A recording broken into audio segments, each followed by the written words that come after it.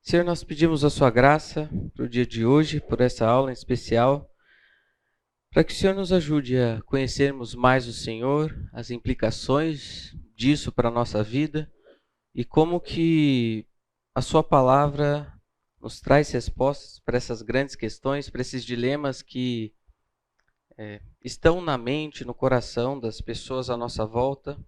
Nos dê a sensibilidade para percebermos aquilo que está no coração dessas pessoas e então colocarmos uma resposta que seja razoável e que mostre o Senhor como a saída, como a resposta.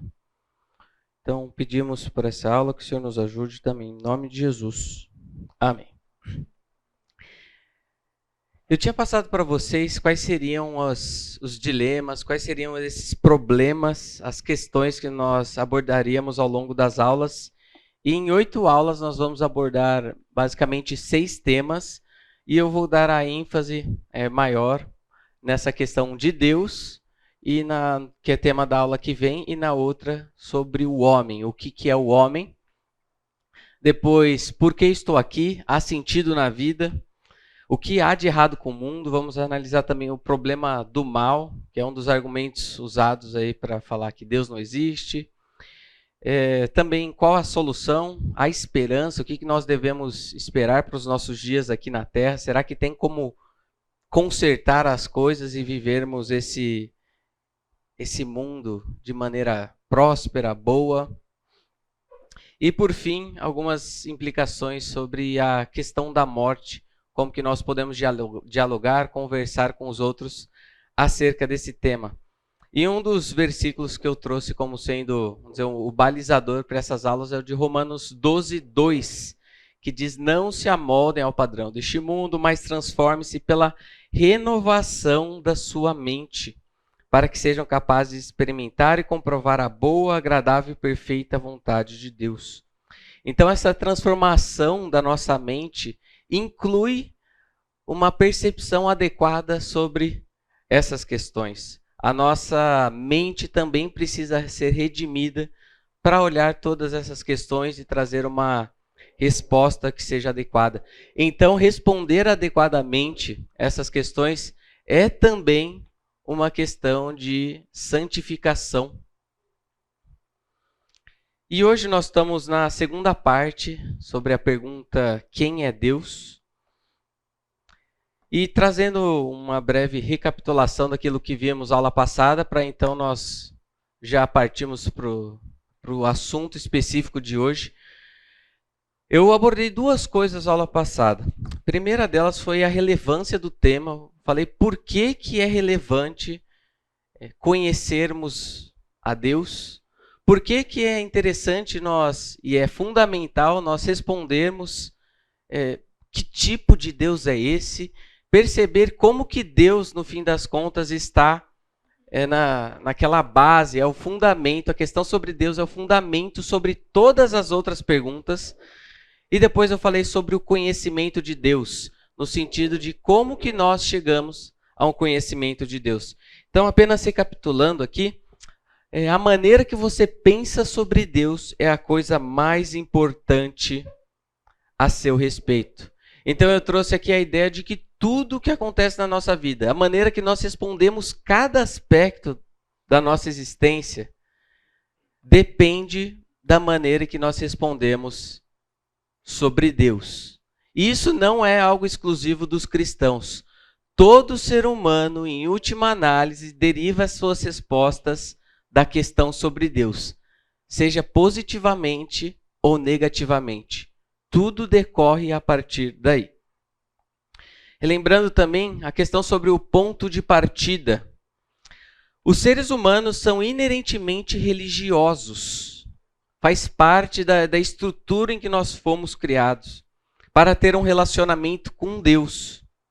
Caso rejeitem, eles não deixam de ser religiosos, apenas encontram outro princípio sobre qual fundamentar a sua vida.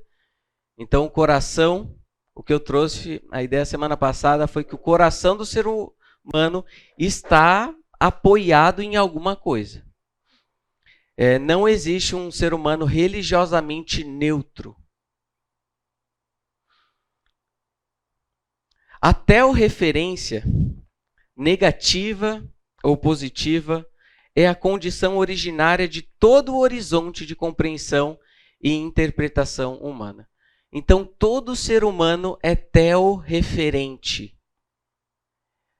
Ele tem na sua base, no seu fundamento, aquilo que vai dar direção para todas as respostas da sua vida, a maneira como ele vive, as expectativas, como enfrenta os dilemas, é tudo referência a Deus. Mas isso também pode ser negativo.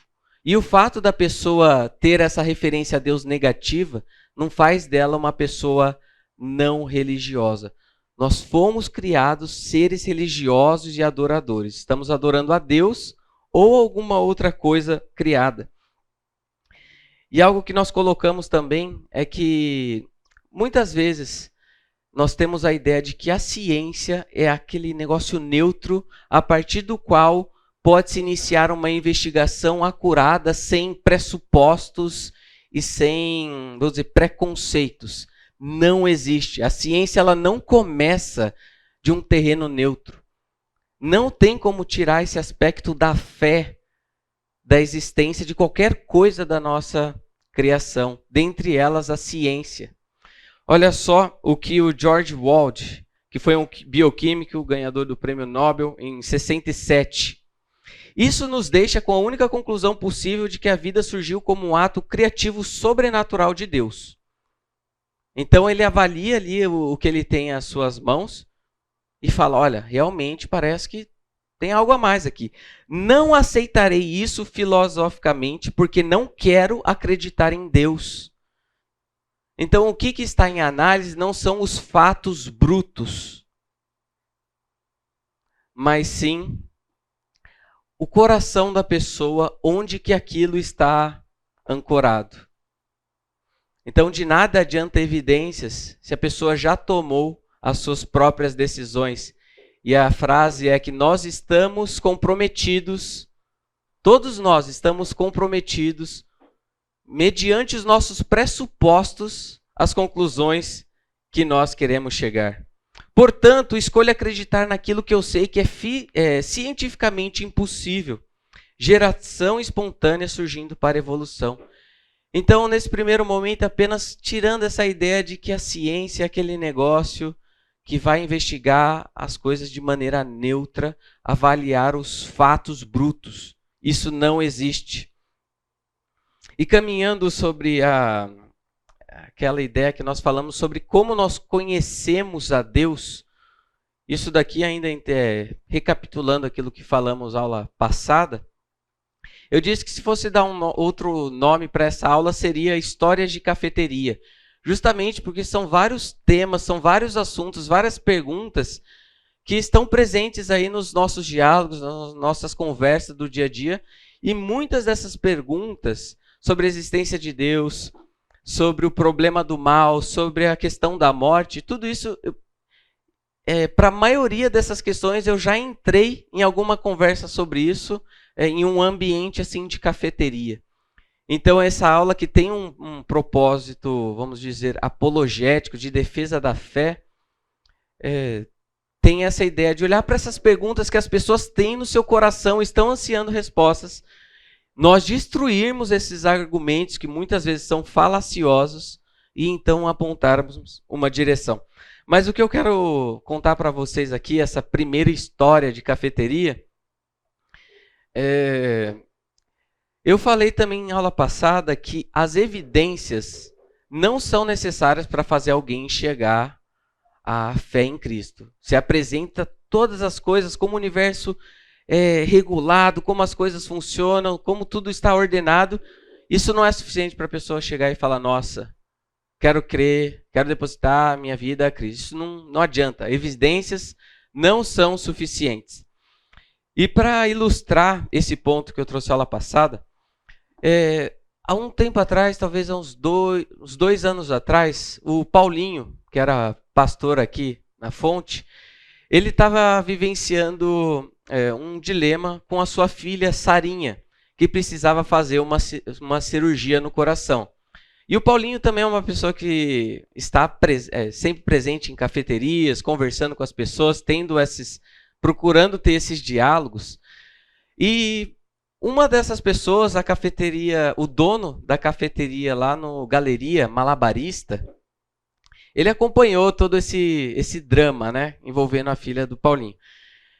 E, por fim, a cirurgia acontece, é bem sucedido, a criança está saudável.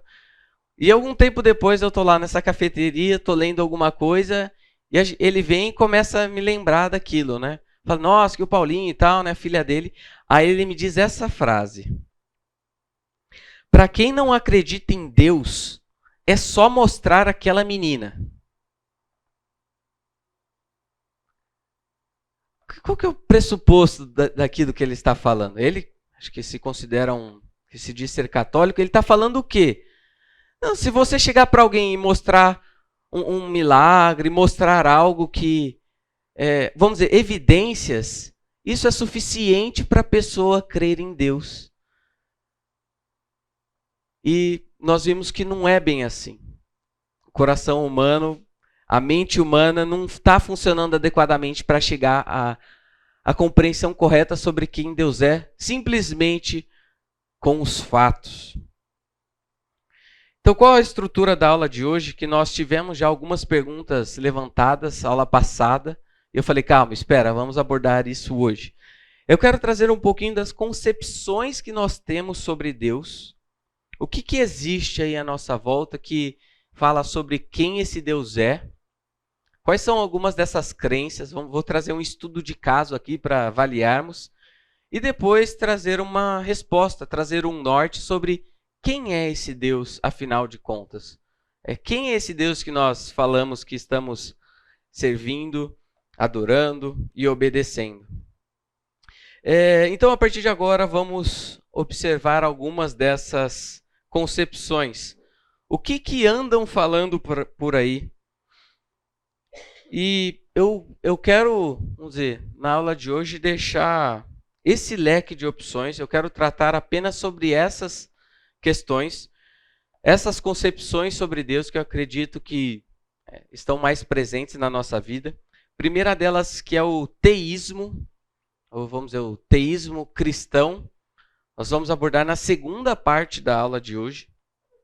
O deísmo, que acredita sim numa existência de Deus, mas vamos ver que é algo um pouquinho diferente. O agnosticismo, que não temos informação suficiente, não podemos conhecer sobre se Deus existe ou não. E o ateísmo, uma das formas de ateísmo moderno. E aquilo que eu gosto de chamar de teologia popular, que são as ideias mais bizarras que nós vemos por aí, em que a pessoa parece que vai colocando tudo no liquidificador, as ideias mais bizarras sobre Deus, bate tudo e ela tem a própria concepção sobre quem Deus é. Então vamos lá, começando com o deísmo. O que é isso? A cosmovisão cristã deve ser distinguida de qualquer versão de deísmo. E algo que eu vou bater bastante gente aqui, bastante na aula de hoje, é que falar que Deus existe não é suficiente. Crer que Deus existe não resolve o problema. Afinal de contas, até mesmo os demônios sabem disso. E isso não muda nada. Então, a crença em Deus, quando as pessoas falam simplesmente que creem em Deus, que acreditam em Deus, você não deve já parar e falar, não, tudo bem então, tranquilo, estamos no mesmo solo. Podemos falar agora sobre as coisas que vamos entender. Isso não acontece. Esta teoria ousa sugerir que, embora Deus tenha criado o mundo, ele se ausenta da criação e permite que ela siga por conta própria. Então, quando você ouvir nos dias de hoje alguma ideia de que, não, eu creio sim que Deus existe, que ele deu esse chute inicial e que a partir de então as coisas passaram a acontecer. Deus criou ali as leis e tudo acontece agora, mas Deus está fora desse campo de interferência. Deus existe, está lá, foi quem criou. mas agora as coisas atuam por conta própria. Isso tem implicação na vida das pessoas. A quem ela vai recorrer em oração, em busca de auxílio? Afinal de contas, se Deus não tem influência, se Ele não chega e interfere na nossa vida aqui, para que serve esse Deus, afinal de contas? Tal visão e diversas variantes do século XX parecem apresentar a imagem de um Deus, ou um Deus minúsculo, que é incapaz de agir casualmente dentro da natureza. Nessa visão, Deus ele tem algum papel de ser uma referência moral e ética, ou ele é puramente voltado para a criação da natureza, do universo, das leis? Boa pergunta. Teria que pesquisar e te responder melhor.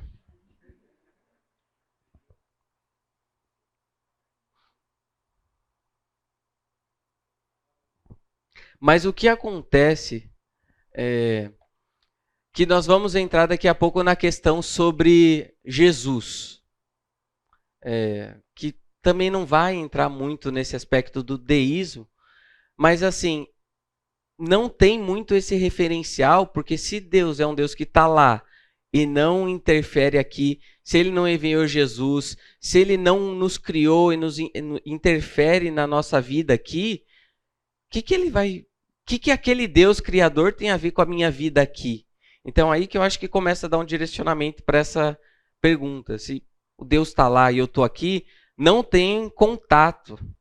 Então, esse Deus de lá não tem nada para dizer acerca da minha vida aqui. Então, acho que caminha mais nessa direção, sabe?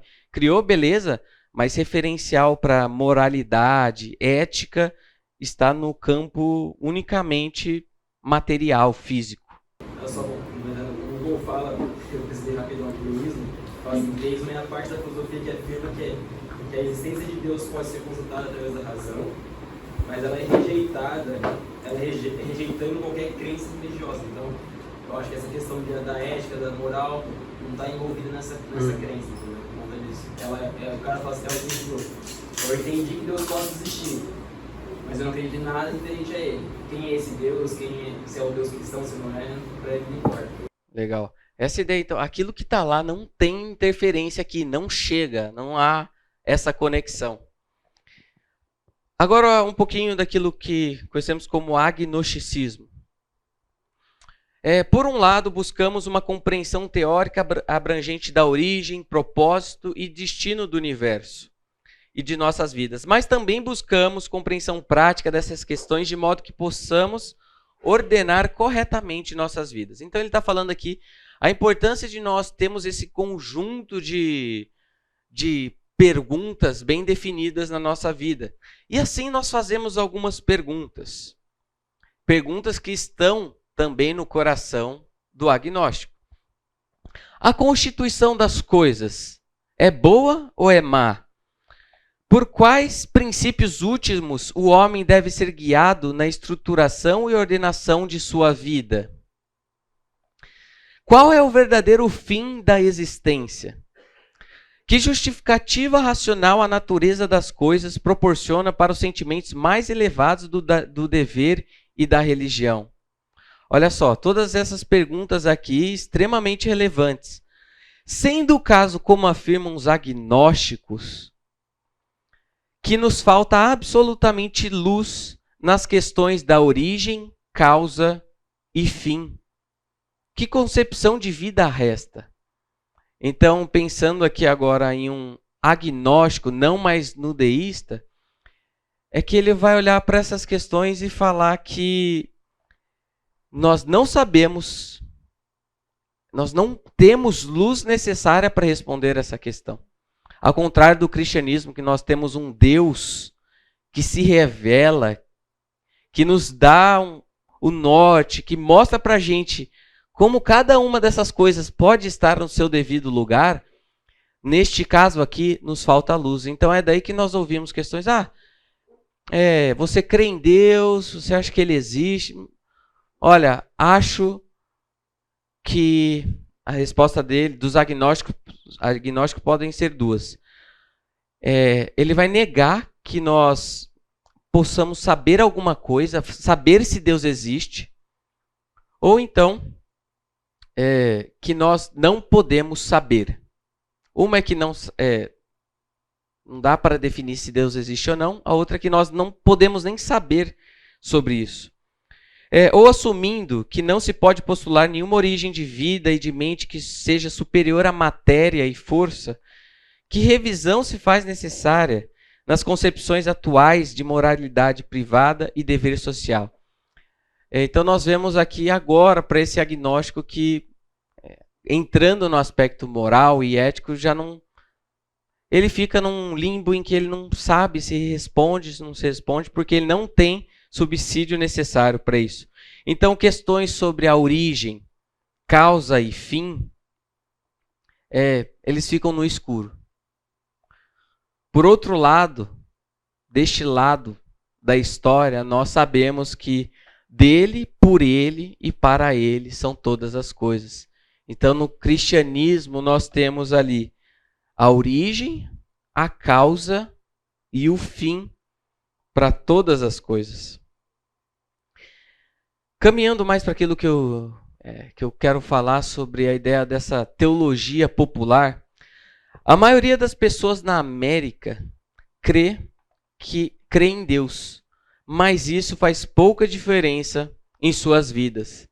Ele existe como alguém ou como uma força para pôr o mundo em funcionamento e lhe conferir regularidade, mas pode ser basicamente ignorado no dia a dia. Por isso, novamente, falar que crê em Deus, que acredita em Jesus, não é suficiente. Eu creio que a maioria de vocês já teve contato com uma pessoa que se dizia cristã, católica, e ao observar aquilo, você via que as coisas não batiam, aquilo que ela afirmava crer. Com a vida que ela tinha, Deus não tinha um papel fundador na sua história. Então, pensando naquela teorreferência, essa pessoa muitas vezes que afirma crer em Deus, parece que ela é mais teorreferente, mas negativamente, do que tendo uma referência a esse Deus de maneira positiva. E quando nós olhamos o censo demográfico de 2010, nós nos deparamos com a seguinte informação. A religião católica apostólica romana, com 64% da população brasileira, e os evangélicos com 22%. Mas se a gente pega aqui os dois maiores, que, vamos dizer, tem esse terreno em comum no que diz respeito à crença e à existência em Deus, temos aí quase 87% dos brasileiros que afirmam serem teorreferentes, que têm a sua vida, que fundamentam sua vida a partir da crença em Deus. Pessoal, isso é observável? A gente olha para isso e fala, realmente, está todo mundo aí vivendo em função de Deus? E aqui nós encontramos um problema, porque se nós temos aí 80% da população, mais de 80% da população, afirmando crer em Deus, a gente tem que fazer a pergunta, que Deus é esse? Então, esses dias uma pessoa bateu lá na minha porta, inclusive ela me acordou quando tocou a campainha, e acho que ela queria fazer pesquisa, acho que era do IBGE também, coisa assim. Mas a pessoa vai lá e pergunta, você crê em Deus? Que religião você é? Você tem ali um slogan, você tem um nome, você tem uma bandeira que se fala, sim, creio em Deus. Pessoal, esses 80% têm concepções sobre Deus completamente divergentes e o que a gente chega à conclusão eles não estão falando da mesma pessoa. Isso daqui não existe. Isso daqui está errado. Indo aqui para um estudo de caso, para essa concepção popular sobre Deus? Isso que você falou dos católicos, que tem muitos católicos que a gente fala para a pessoa e fala, eu sou católico, mas a gente vê que não está na prática da vida dela. Provavelmente essa pessoa que te abordou aí, que está fazendo ciência, que vai sair agora, provavelmente a gente vai ver muito mais evangélicos agora, até talvez chegando mais ou menos perto do número de católicos do próximo censo. E agora a gente tem que ficar esperto com isso, porque eu acho que é um fenômeno que vai acontecer de evangélicos não praticantes, pessoas que nasceram na igreja, muito provavelmente nessas igrejas neopentecostais que estão em ascensão, e que serão pessoas que falam, eu sou evangélico, mas não tenho nada a ver com isso e tal. Eu acho que é um fenômeno que a gente vai observar nos próximos anos. Perfeito, é bem o que você falou. Assim, é um fenômeno. E quando nós pegamos esse crescimento da população evangélica, de modo nenhum é para você olhar e falar, graças a Deus, que coisa boa. O Deus que eles creem, não falando aqui especificamente do neopentecostal, coisa assim, mas os evangélicos afirmarem que creem em Deus, isso não é suficiente. Nós precisamos ver quem é este Deus. Antigamente tinha o católico não praticante e a gente passou por uma fase de alguns anos, talvez uns 10 anos atrás, que era muito comum esse evangélico surgir. Só que hoje na mídia já tem o cristão não praticante. E aí a gente precisa se questionar exatamente o que é esse cristão não praticante. Porque na verdade não existe cristão não praticante. Mas todas essas nomenclaturas elas mudam em função da sociedade, né? Que ela vai mudando. Então, hoje a gente não tem só a realidade do evangélico, mas já tem dessas pessoas que se autodenominam cristãs, se apropriando, né, do termo, mas dizendo, eu sou cristão não praticante. Excelente. Só para os 100 cristãos, no evangelho tem uns 10 denominações para o evangelho, ou mais até. Um monte de denominação e configurações diferentes. Então, eu também não analisa para uma ideia dele. Legal.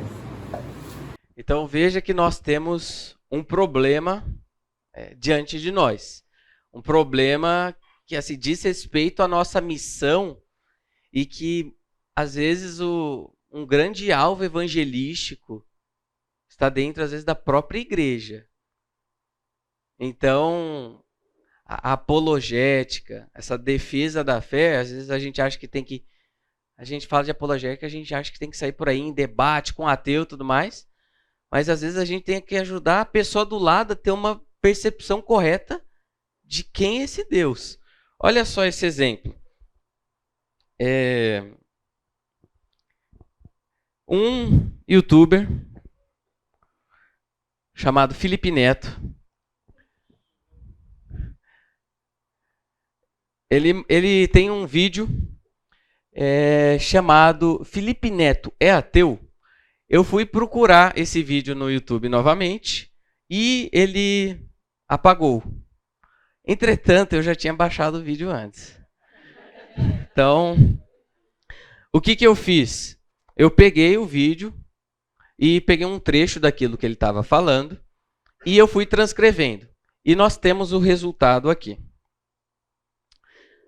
Observa a bagunça, eu quero que você me ajude também a perceber o que ele está falando de errado, o que tem de bagunça aí no meio. Mas eu tenho a minha própria concepção de Deus. Deus para mim é tudo. Deus para mim são as forças que regem a natureza. Deus para mim é tudo que existe ao nosso redor. Energia física. E eu acredito muito que essa energia pode influenciar nas nossas vidas. Eu acredito no carinho, no amor, no afeto, no olhar, na bondade. Eu não preciso de um guia de leis ou regras divinas sobre o certo e errado para eu ter o meu próprio valor de certo e errado. A base da sociedade foi constituída dessa forma. Lindo! Mas que bom! Mas hoje, eu não sinto a necessidade de ter um livro me dizendo o que fazer e o que não fazer, para que eu saiba o que eu devo fazer e o que eu devo não fazer. Mas Felipe, é que eu lembro do vídeo, eu tô dando as expressões que ele usa. Mas Felipe, você acha que Jesus não existiu?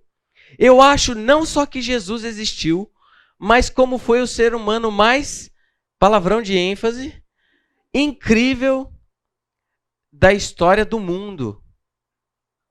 O cara que pregava o amor, a aceitação, o não julgamento.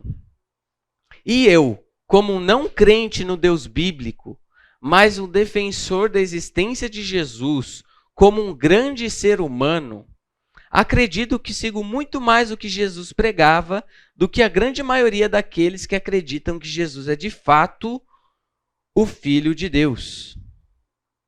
Dissertem. Cara, ele não consegue estar nem errado, de tanta estupidez. Vamos ouvir duas interações com...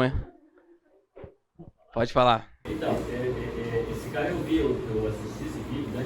Uma das passagens que ele foi na igreja do Ed René. Ele foi lá na igreja da Água Branca, né? Aí ele falou que, aí num dos vídeos ele conta que ele ficou emocionado com os cânticos, com a mensagem do Ed, não sei o que. Aí depois veio o questionamento do público dele, dizendo, será que ele se converteu, ele crê em Deus? Aí ele fez esse vídeo aí, será que ele crê em Deus? Né? Mas pelo que eu sei dele, ele é muito confuso, porque a sogra dele é pastora, ele já passou por igreja evangélica, já namorou mulheres evangélicas, né? Agora, assim, o que eu percebo nele, né, é uma tendência que a gente vê na sociedade em geral. As pessoas têm medo de assumir uma posição, né? Então essas pessoas que são assim, têm seguidores, YouTube, não sei o quê, a coisa mais difícil é tomarem uma posição. Mas não, eu creio nisso. Eles querem agradar a Deus de todo mundo. E isso se permeia na sociedade inteira. Já terminei o discurso, né? Isso já se permeia na sociedade inteira. Porque se você pergunta para alguém se você crê em Deus, para ele é vergonhoso se você não crê em Deus. Se for numa sociedade muçulmana e falar assim, você crê que Allah é o único Deus verdadeiro e Maomé é o seu mensageiro, você acha que ele vai dizer que não? Ok, esse outro vídeo que você comentou, eu não vi. Eu acho que esse vídeo aqui é de 2016, é por aí. Mas você perceba só que o ser humano não consegue abrir mão da ideia de Deus. Mesmo que seja qualquer outra coisa, energia física, amor, carinho, o ser humano está se colocando ali, está se agarrando em um Deus. Mais uma interação. Não, pode ir. É interessante que ele parte de uma premissa, que, pensando nas questões de concepção de Deus, eu estava vendo um vídeo antropológico que trazia 3. E parece que com a premissa dele está surgindo uma 4. E um antropólogo dividindo as religiões basicamente em religiões que lidam com Deus sob o ponto de vista de honra. Então, o homem se provando honrado diante de Deus, como por exemplo, shintoísmo, religiões nórdicas, etc. As religiões que barganham com os deuses, como as religiões de matriz africana, algumas religiões indígenas, e separado o cristianismo e o judaísmo como religiões em que Deus se religa com o homem, de redenção, e não de se honrar ou de barganhar. Aqui parece que tem um outro referencial completamente diferente, que é o seguinte: ele trata a necessidade da existência de Deus como a necessidade da existência de um banheiro próximo. Só precisa existir Deus se ele sentir necessidade de ter aquelas coisas. Eu não sinto necessidade de ter um livro de regras. Tá bom, filho, mas o universo não foi feito para sua necessidade. Não gira em torno de você, né? Então já não é mais uma concepção de Deus voltada em como que o homem se relaciona com Deus, mas como que o universo se relaciona com o homem. O homem está no meio. Não só com o homem, mas com ele especificamente, só ele. E isso tem a ver com muitas outras ideologias, né? Se eu nasço com um órgão determinado sexual e eu não curti, o universo tem que se mudar de acordo com o que eu sinto necessário. Talvez seja, nessa cultura popular, seja o surgimento de uma outra forma de ver Deus que é completamente invertida. Acho que o Richard tinha levantado a mão, depois... Não, eu ia só falar assim, que você nota que ele usa o eu, o mim, o meu. Olha quantas vezes Então, ele se utiliza disso. A base dele é o próprio ego e suas definições pessoais. Então ele não parte de uma base em que ele se submete. Acho que esse é o grande ponto, né, da cosmovisão. Uma cosmovisão centrada em si e que não se submete à Bíblia, não se submete ao Deus bíblico, ao Deus verdadeiro, à verdade absoluta, né? Essa é a ideia é o Deus que se revela. A gente se submete àquilo que ele fala. Não é a gente tentando entender o mundo, a concepção das coisas a partir de nós mesmos. Nós nos submetemos àquilo que Deus se revelou. Além da bagunça que ele fez aí, o que me dá medo na fase dele é do próximo slide, que ele fala que ele, mesmo não crendo em Jesus como filho de Deus, ele ainda age de uma forma mais parecida com Jesus do que pessoas que dizem crer. Então, tipo, pra mim isso é um grande problema, né? Ao invés das pessoas que são cristãs de fato mostrarem a Cristo, ele acha que ele ainda é melhor que quem se diz cristão. É um superior, né? Um homem bem... Ok. Esse daqui é apenas pra gente acirrar um pouco a nossa discussão e ver que, assim, um pré-adolescente, um adolescente vai ver um vídeo desse, nossa, bacana, legal, às vezes até mesmo a gente, assim, eu tinha o costume de fazer um discipulado, uma aula com os pré-adolescentes, eu analisava esse vídeo, assim, ó, cada coisinha, assim, daria pra gente fazer isso também, mas acho que foge do propósito, mas assim, só pra dar aquela provocada. O que me chama a atenção é que o Richard falou uma questão de medo, eu entendo esse ponto aí do Felipe Neto. Por isso você mostrou lá, 90% da população brasileira fala que acredita em Deus e basicamente tem o mesmo Deus na sua fonte. Só que um vídeo principal que chega em questionamento com um cara como esse. Sei lá, os caras falam que acreditam em Deus, você vai perguntar alguma coisa, ninguém sabe nada. De fato, eu acho que de 90% que vai saber alguma coisa são 10% e sendo ainda bondoso, é totalmente questionável mesmo. Faz parte, a sociedade está assim. Excelente. Vamos para Só uma frase que é um escritor, que não sei se será Amaro, que fala assim: Deus não é uma ideia minha. A ideia que eu tenho de Deus, isso sim é ideia minha. É muito profunda essa frase. Deus não é uma ideia minha, a ideia que eu tenho de Deus, isso sim é ideia minha. Ok, voltando do intervalo, eu vou trazer alguns pensadores que vão refutar muito essa ideia de que quando nós nos agarramos ao nome Jesus, ao nome Deus, que isso basta. Falando que assim, o nome de Deus, Jesus, tem um conceito, tem um significado. E é nisso que a gente precisa estar atento. Ok, então, vamos trazer agora algumas pessoas de peso para nos ajudar aqui a esse ponto que nós estamos defendendo de que o nome Deus não basta. O nome Jesus não basta. Francis Schaeffer, em A Morte da Razão: cheguei ao ponto em que, ouvindo a palavra Jesus, que para mim se reveste de tanto significado por causa do Jesus histórico e sua obra, fico a escutar cuidadosamente, porque, digo com tristeza, receio mais esse vocábulo do que qualquer outro no mundo atual. O termo é usado hoje em dia como um emblema sem conteúdo. Aqui se convida a nossa geração a seguir. Então, vamos seguir Jesus. Mas é um negócio tão vazio que não carrega consigo um conteúdo, não carrega um conceito. Então, por isso que não basta. Novamente ele. Mas não se dá a ele sentido racional, bíblico, por meio do qual se possa testá-lo. E dessa forma a palavra está sendo empregada para ensinar exatamente o oposto daquilo que Jesus ensinou. Inculca-se o termo e insta-se com os homens para que o sigam com fervor altamente motivado, e isso em parte alguma com intensidade maior do que na nova moralidade que resulta da neoteologia. Então, novamente, é um nome. É um nome que as pessoas falam, que seguem, que amam, mas quando nós vamos investigar, conversar, quem é esse Jesus, quem é esse Deus, nós vemos que assim, não estamos se referindo à mesma pessoa. Então, o fato da pessoa se utilizar do nome não basta. Isso não é suficiente. Isso é novamente em A Morte da Razão, mas deixa eu pular um. Vamos para o Deus que intervém. As palavras Jesus ou Cristo são as melhores à disposição do manipulador. Que olha só, em alguma coisa assim, você joga o nome Deus, Jesus, você já está colocando aquele sobre quem não se pode pensar nada maior. Não tem ninguém maior, nenhuma autoridade maior do que Jesus, do que Deus, a quem você possa se ancorar. Então você vai lá e se coloca nesse nome.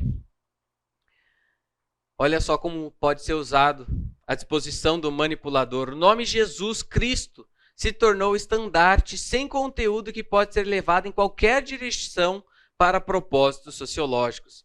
Em outras palavras, porque o nome Jesus Cristo foi separado da verdadeira história e do conteúdo das Escrituras, a importância de derivarmos a nossa concepção de Deus, de Jesus, da revelação de Deus e não da nossa ideia, daquilo que nós achamos que foi ali o caso do Felipe Neto. Pode ser usado para acionar ações sociológicas motivadas religiosamente, que são diretamente contrárias ao ensino de Cristo. Agora, um outro, pouquinho mais de peso. O Alvin Plantinga, em Crença Cristã Avalizada. Será um nome próprio de um ser que é onisciente, onipotente, o Criador do mundo, o Pai do nosso Senhor e Salvador Jesus Cristo. Sob essas condições, o nome Deus que eu dei exprimirá uma essência desse ser. O que ele está falando é que quando ele se utiliza do nome Deus, a palavra Deus está exprimindo significados.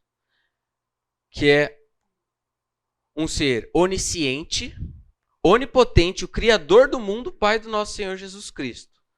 Então, é esse o que carrega o nome. Talvez o nome que eu dei, introduzindo desse modo, não exprima a mesma essência de Deus expressa pelo nome que você deu.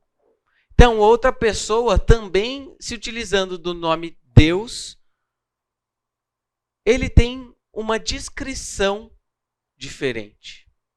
Então, não é porque estamos utilizando da mesma palavra que os significados que estão sendo carregados são iguais. Não se dê por satisfeito em a pessoa falar, não, mas eu já creio em Deus. Eu já creio em Jesus. Que Deus é esse? Como ele é? De onde você tirou essas suas ideias? E aqui, o meu queridinho Van Til. O debate apologético deve se focar na natureza concreta de Deus de acordo com a revelação das Escrituras, em vez de tentar fazer algum conceito vago e generalizado de uma deidade que se encaixe em uma grande variedade de religiões. Então, é bom partir desse pressuposto que a pessoa está crendo em Deus, não importa a religião em que ela esteja ou qual a ideia que ela tem sobre isso. De fato, não existe conceito de caráter universal adequado ou aceitável e, portanto, a pretensão de que o apologista, aquele que está defendendo a sua fé, deseja defender essa noção é simplesmente um preconceito velado e uma arbitrariedade. Cuidado, então, com o nome de Deus. Aqueles 80% dos brasileiros que estão à nossa volta, que estão carregando esse nome. Mas, se nós fôssemos analisar, quantos ali que conhecem, seguem, obedecem ao Deus que é revelado nas Escrituras, onisciente, onipotente, o Criador de todas as coisas, o Senhor e Pai de nosso Senhor Jesus Cristo. O número ali, achata muito. Por exemplo, nós vemos isso lá em Aristóteles, que tem a ideia de Deus como o primeiro motor. Aquele, vamos dizer, que dá o pontapé inicial.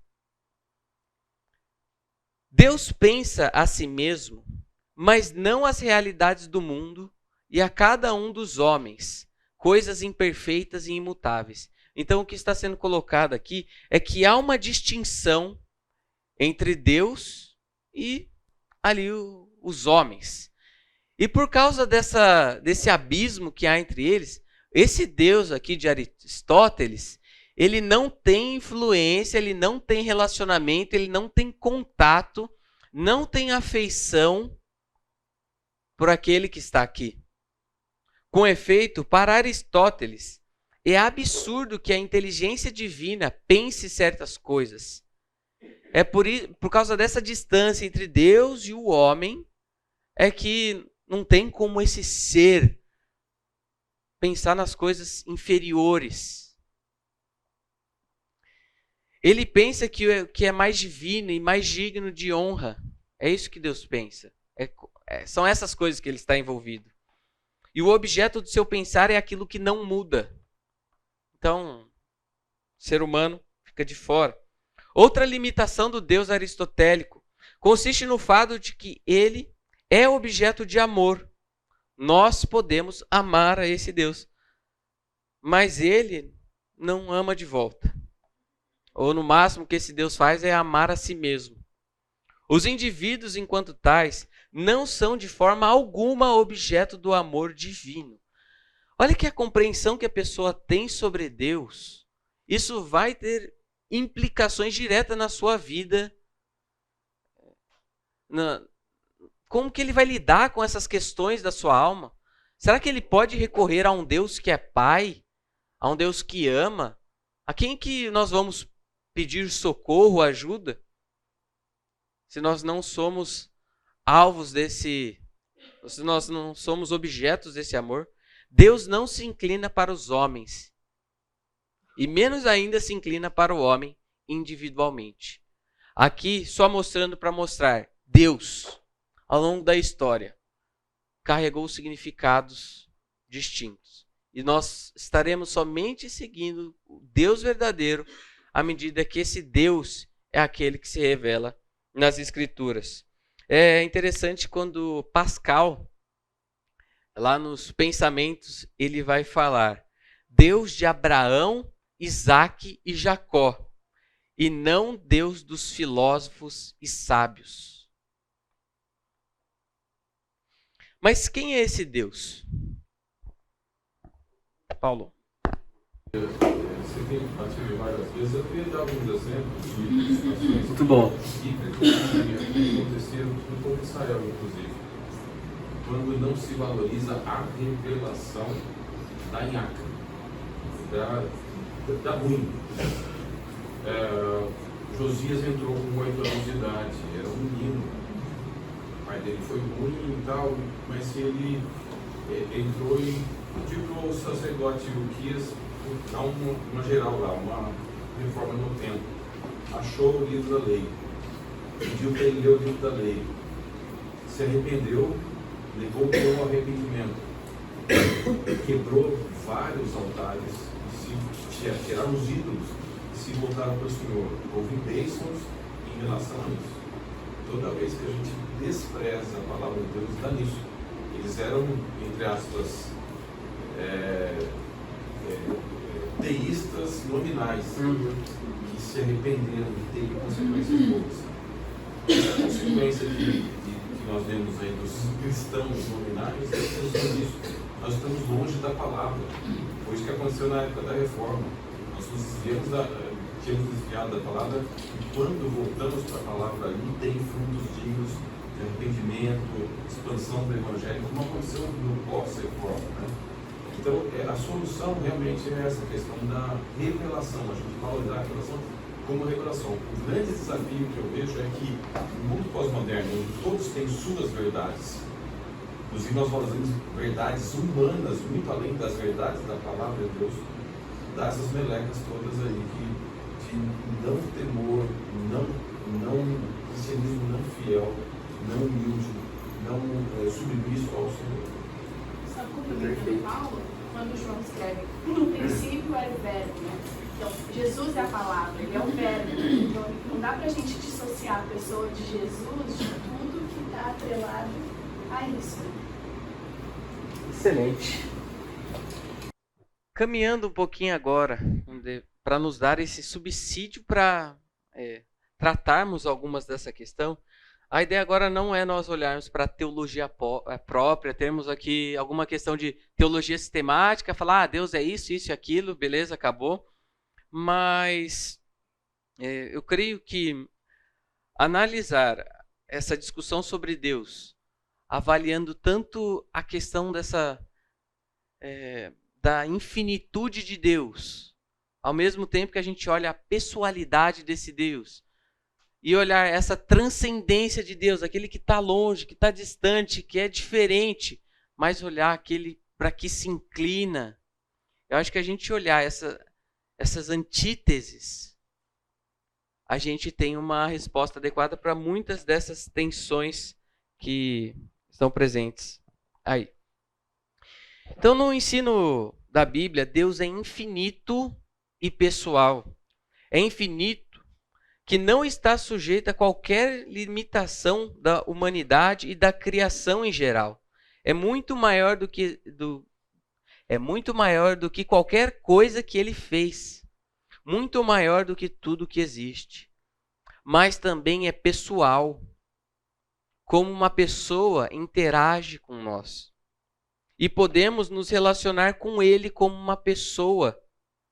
Podemos orar com ele, adorar, obedecer e amar. E ele pode falar, se regozijar em nós e nos amar. Então perceba que nós não estamos abrindo mão de um conceito ou de outro para que as coisas façam sentido. O problema ali do Deus aristotélico é que não há essa parte aqui da pessoalidade, o relacionamento. O Deus com o qual comungamos não é um mero princípio cósmico, impessoal e indiferente. Muito daquilo que Felipe Neto colocou, acho que carregava um pouco dessa ideia mística de um Deus que está lá, está envolvido nas coisas aqui como se fosse um princípio cósmico. É a física, é a natureza, é o amor. Então Deus vai se entranhando aqui entre nós. Deus não é um mero princípio cósmico. Ele é uma pessoa. E eu acho que quando nós começamos a olhar para esse Deus como uma pessoa, nós estamos com um norte interessante, tanto para a nossa vida, quanto para essas nossas abordagens. Porque as pessoas não têm essa noção. A ideia de um Deus que vai lá e manda regra para a gente, coisa que a gente não pode fazer e beleza. E acaba por aí. Mas não, ele é uma pessoa que nós temos relacionamento. É uma pessoa que vive, pensa, age, aprova o bem, desaprova o mal. E está o tempo todo interessado em suas criaturas. Conhecer a Deus, portanto, significa mais que apenas saber de sua existência, aquilo que a gente tem batido muito hoje. Significa conhecê-lo como conhecemos um irmão, ou melhor, o próprio Pai. É alguém que pode ser conhecido. Ele não é esse princípio cósmico, aquele negócio que está distante e nós não podemos conhecer, mas ele é alguém que podemos conhecer, que ele é infinito sim, mas está à nossa disposição para esse nosso conhecimento e relacionamento, intimidade com ele. Esse texto de Mateus, capítulo 7, diz assim: qual de vocês, se seu filho pedir pão, lhe dará uma pedra? Ou se pedir peixe, lhe dará uma cobra? Se vocês, apesar de serem maus, sabem dar coisas boas aos seus filhos, quanto mais o Pai de vocês, que está nos céus, dará coisas boas aos que lhe pedirem. Então nós temos uma pessoa que se apresenta a nós como um pai. E os nossos pais terrenos, apesar de todas as falhas, limitações, ainda assim, eles estão preocupados e interessados em nossas vidas, procurando suprir as nossas necessidades. Quanto mais atento e preocupado estará o nosso Pai Celestial, ainda lá no Sermão da Montanha, quando fala: observe os lírios do campo, as aves do céu, não têm vocês muito mais valor do que elas? Não terá muito mais atenção, o nosso Deus Celestial não terá muito mais atenção a você? Veja então que nós não estamos tratando de uma figura distante que pode existir ou não, mas é alguém que tem influência na nossa vida, no nosso dia a dia. E o conhecimento adequado dessa pessoalidade de Deus resolve muito dos nossos problemas, muitas das nossas questões existenciais.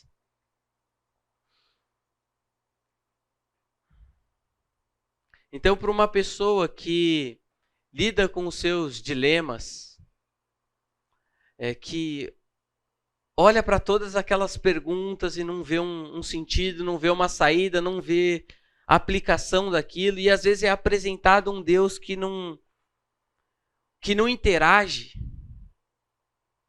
um Deus que não faz sentido para a sua vida. E eu acho que esse também é um dos problemas das pessoas que creem nominalmente em Deus. Aquele Deus não participa da sua realidade. Olha só então como um texto como esse, apontando a pessoalidade. Deus é uma pessoa com quem nós relacionamos, obedecemos, prestamos honra, mas Ele também é aquele Deus soberano, totalmente diferente de nós, com uma outra natureza, e ainda assim esse Deus vai lá e se inclina para a gente. Então, em nossas conversas, os nossos diálogos com as pessoas, eu acho que é importante nós estarmos atentos a essa consideração. A pessoalidade de Deus. Eu acho que é um gancho interessante para a gente, às vezes, pressionar aquilo que é o âmago da vida com Deus. Novamente, trazendo esses dois conceitos, esses polos, sua transcendência é simplesmente o fato de que Ele é radicalmente diferente de nós. Ele é o Criador e nós, as suas criaturas. A imanência de Deus é o seu envolvimento em todas as áreas da criação, porque é absoluto. Ele controla todas as coisas, interpreta todas as coisas e avalia todas as coisas. Nós vamos ver daqui a pouquinho o que acontece quando nós dissecamos a transcendência ou a imanência de Deus. E todas as vezes, ao longo da história em que se deu uma ênfase maior em um ou em outro, o resultado foi a deturpação da teologia e do caráter de Deus. A Bíblia afirma o caráter distinto de Deus, a sua distância em termos de dignidade com o homem, a sua mente que não pode ser compreendida. Olha só Romanos 11:33. Ó profundidade da riqueza, da sabedoria e do conhecimento de Deus. Quão insondáveis são os seus juízos e inescrutáveis os seus caminhos. Aquela passagem em 1 Coríntios capítulo 2, verso 8 ou 9, que fala que nem olho viu, nem ouvido ouviu, aquilo que Deus tem preparado para... Aí a gente fala, nossa, realmente há essa distância significativa da nossa mente que não pode penetrar na mente de Deus, que há essa distância. Mas é interessante quando a gente olha o verso seguinte que fala, mas Deus nos revelou. Aí o texto continua falando que por causa da mente de Cristo que é colocada em nós, agora a gente pode participar dessa mente de Deus e compreender as coisas de Deus. Então é por isso que o cristianismo é de fato loucura, e muitas vezes quando a gente apresenta alguma coisa para alguém, isso é visto como um absurdo, porque a nós foi dada a mente de Cristo. E agora nós participamos dessa mente de Deus e podemos compreender o que Ele compreende. O que não acontece com o homem natural. Então veja que há sim essa transcendência. Mas também nós temos que trazer à tona essa pessoalidade, a presença de Deus entre nós. Seja a atitude de vocês a mesma de Cristo Jesus, que embora sendo Deus, não considerou que o ser igual a Deus era algo a que devia apegar-se, mas esvaziou-se a si mesmo, vindo a ser servo, tornando-se semelhante aos homens. Que implicação um texto como esse tem para a nossa vida? É uma bomba. Vamos para alguns problemas que surgem, então, quando a gente dá ênfase maior em um ou outro aspecto desse Deus, seja sua transcendência ou seja sua imanência. Tem aqueles que querem só falar sobre Deus, que está longe e está distante de nós. Aquele que é, de acordo com Karl Barth, o totalmente outro. Então, Karl Barth com a neo-ortodoxia, que vai falar que Deus é o totalmente outro. Distante. E que há muita dificuldade para nós termos essa relação com Deus. E quais são as implicações de quando nós olhamos para esse Deus, como o Lucas Lima comentou no começo, perguntando ali sobre os deístas, que tem um conceito de Deus, mas aquilo não entra, não adentra a nossa realidade. Aí nós temos algumas implicações também no campo da moral. Mas quando a gente olha esse Deus como totalmente outro, acho que a gente tem um reflexo da nossa espiritualidade moderna, em que às vezes através daquele louvor arrebatador, com as luzes baixas, com a fumaça, com um pano de fundo no meio da pregação, parece que nós queremos dar uma ajudinha para Deus se manifestar em nosso meio. Que assim, ele é distante, então nós temos que encontrar aquele segredinho, sabe, que vai puxar Deus e falar: Deus, tá bom, vai, então toma essa rajada de revelação. Tenha esse encontro existencial com Deus, que é algo que também vai ser defendido por Karl Barth, aquele encontro existencial com Deus. Aquele momento que acha que não pela revelação da palavra, mas é um encontro seu, um encontro existencial. Assim, se Deus não está aqui, nós temos que, de alguma maneira, dar esse salto. Aquele pulo, aquele salto na fé, que é uma expressão do Kierkegaard. O ser humano não consegue viver somente nesse plano terreno, as coisas aqui de baixo. Então, na nossa espiritualidade, nós ansiamos por... O ser humano precisa fincar aquilo em algum lugar. E é aí que esse ser humano vai precisar dar um salto.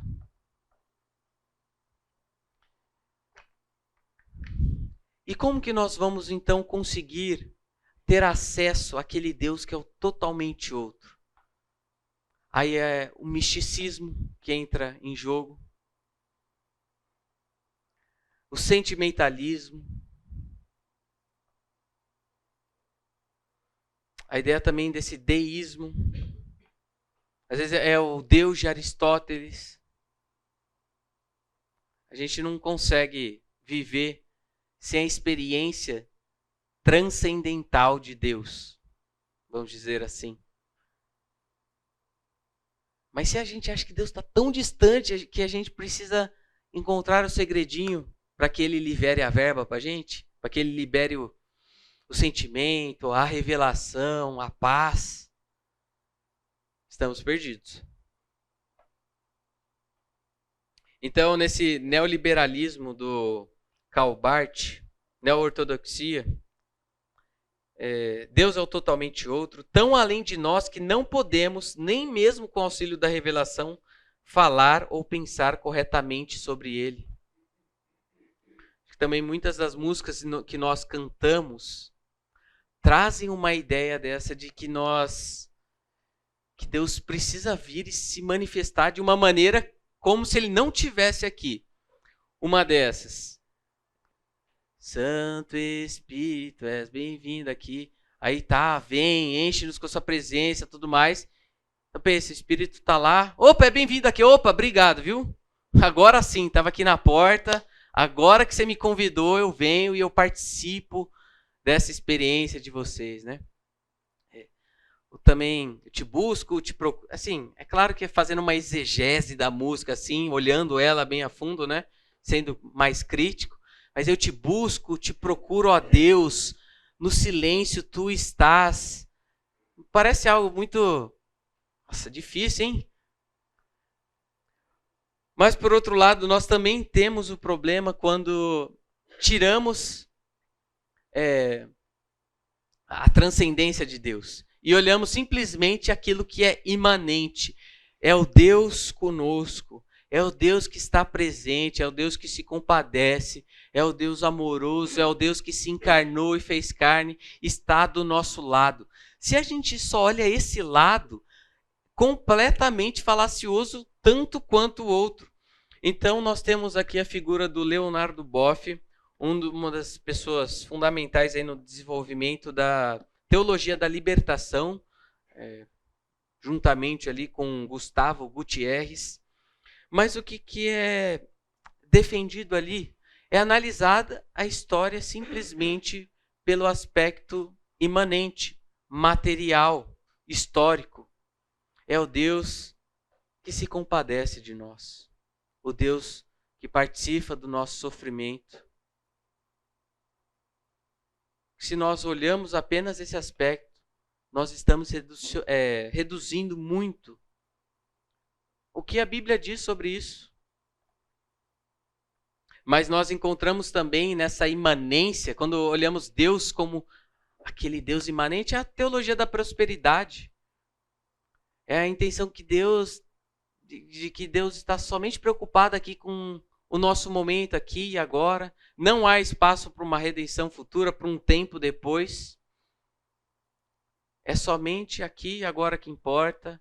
Então eu espero desse Deus, e Deus está preocupado em tornar a minha vida hoje a melhor possível. Quantas dessas igrejas que nós vemos não defendem e não estão pregando esse Deus imanente, em que você, assim como um cardápio, você vai lá e escolhe o que Deus é. Ah, Deus é amoroso, generoso, compassivo, perdoador. Ah, mas esse Deus que está do outro lado da história, o Deus que é justo, o Deus que é vingador. Nós tiramos, a Deus que é soberano sobre a história, nós tiramos todos esses aspectos e ficamos com aqui. Então, uma visão adequada sobre a transcendência de Deus e a sua imanência nos ajuda a responder adequadamente muitos problemas dentro da igreja evangélica, e também nos aponta um caminho a seguir nessas nossas abordagens em que as pessoas têm a ideia de Deus, geralmente, ou como aquele totalmente outro, ou Deus sendo totalmente amigão, nosso parça, nosso amigão. Caminhando para o fim dessa nossa aula, temos também um tempinho de interação. Charles Spurgeon diz assim: nada alargará mais o intelecto, nada expandirá mais a alma do homem que a investigação dedicada cuidadosa e contínua do grande tema da divindade. Então vá, atire-se no mais profundo mar da divindade, perca-se na sua imensidão e sairá dele completamente descansado, reanimado e revigorado. Não conheço coisa que possa confortar mais a alma, acalmar as ondas de tristeza e da mágoa, pacificar os ventos da provação, que a meditação piedosa a respeito da divindade. Fica o desafio para todos nós aqui, mergulharmos em quem Deus é, mas não conforme a nossa percepção, mas aquilo que Ele diz ser. E isso muda completamente a maneira que nós encaramos e enxergamos todos os detalhes na nossa vida, tudo o que acontece à nossa volta. E uma frase que eu também trouxe semana passada, terminei com ela, abordando essas questões, essas grandes questões da humanidade. Para quem não conhece a Deus, e agora a gente já vê, complementa um pouquinho mais a aula passada, que Deus nós estamos falando? Estamos falando desse Deus onisciente, onipresente, onipotente, pessoal, o Senhor e Pai de nosso Senhor Jesus Cristo. Para quem não conhece esse Deus, o mundo se torna um lugar estranho, louco, penoso, e viver nele pode ser decepcionante e desagradável. Foi Deus quem nos criou e é apenas quando nós estamos partindo dele para as demais respostas da nossa vida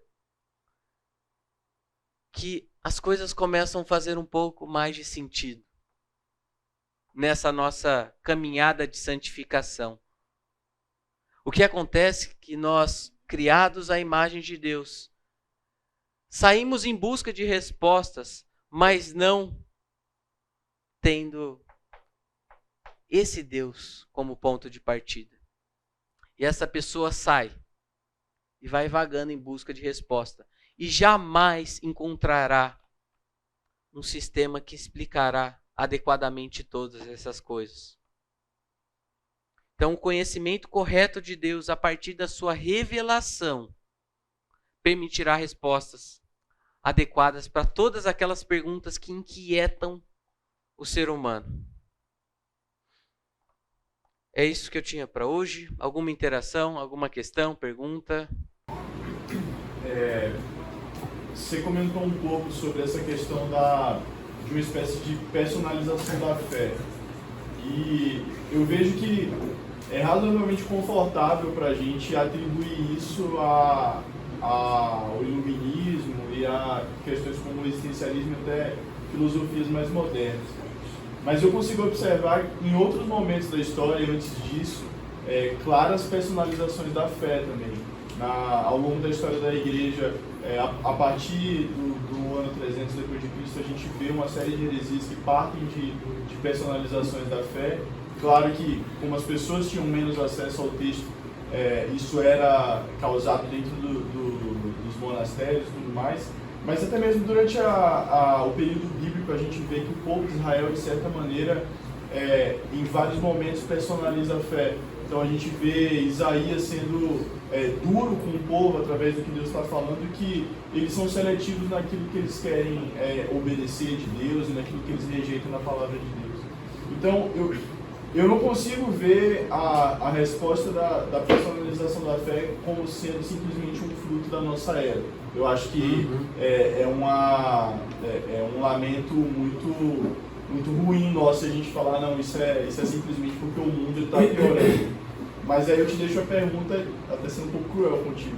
De onde vem então esse desejo tão profundo do homem para querer personalizar a sua fé? E disse a serpente ao homem, né? Acho que está lá. Disse a serpente, e como Deus sereis conhecedores do bem e do mal. Quando for tratar o problema do mal, vamos trabalhar um pouquinho desse texto.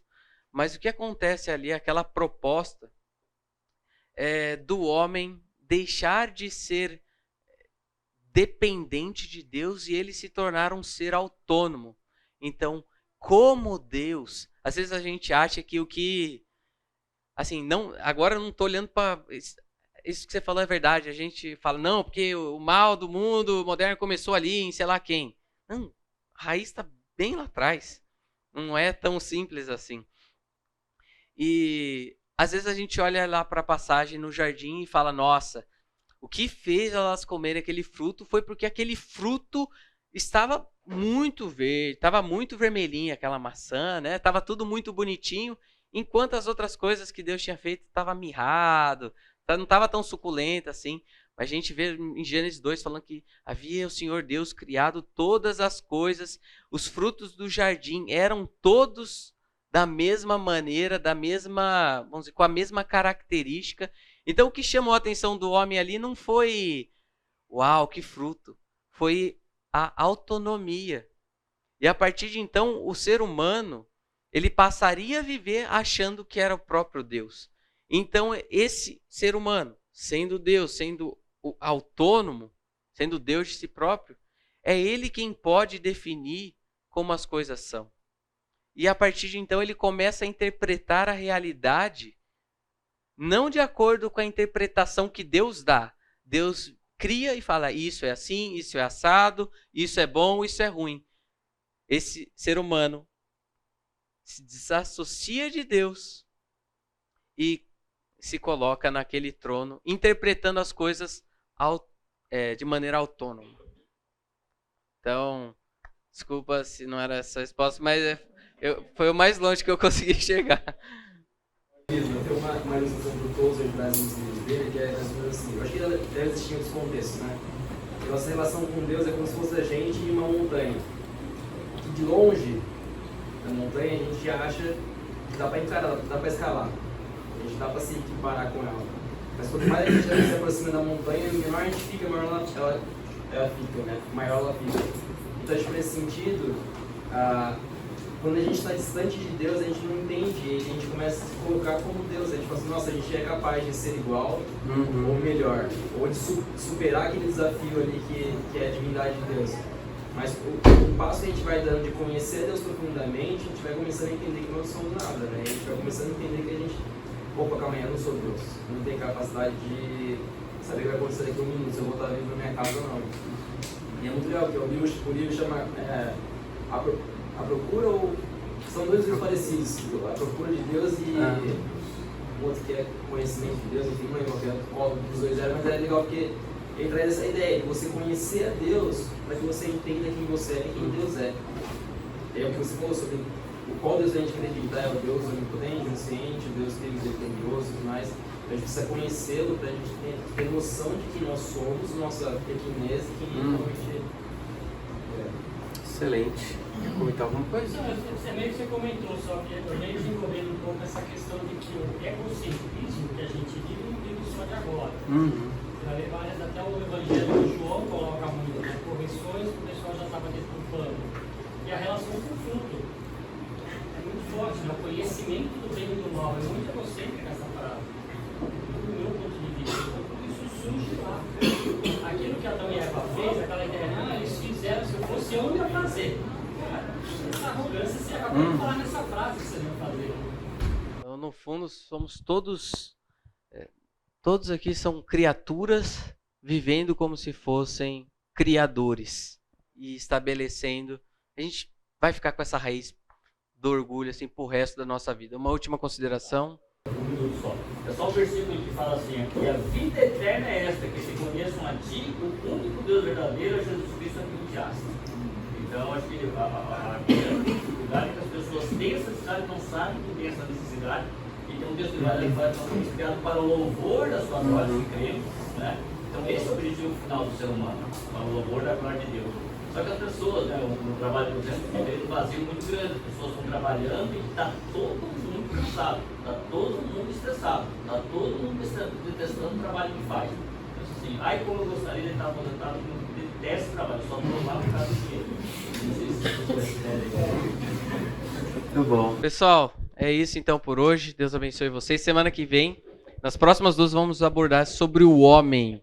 O que é o homem, uma discussão bem interessante pela frente aí.